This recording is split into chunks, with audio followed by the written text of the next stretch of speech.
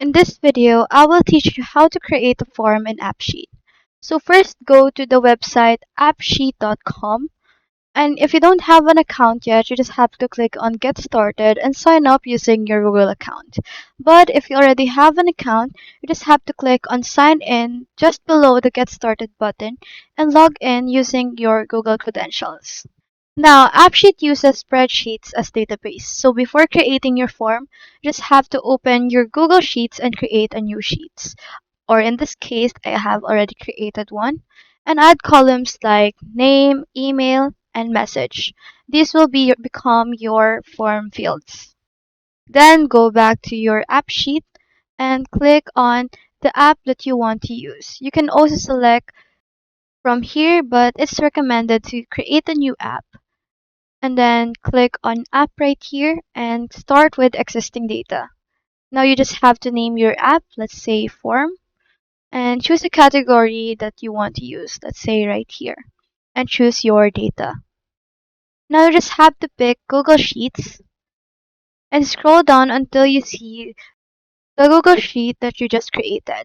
So you just have to click on that. So you just have to click on that and select. AppSheet will automatically generate a basic app layout for this specific spreadsheet that you have provided.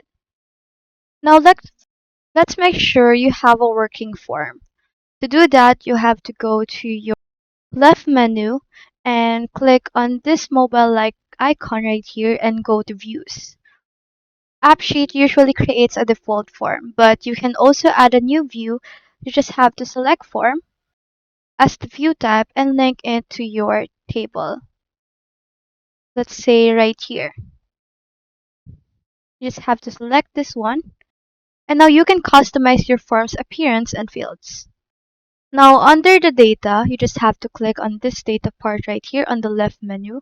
And under data tab, you will be able to see your columns to edit the field names, make fields required, or change input types like dropdowns or dates.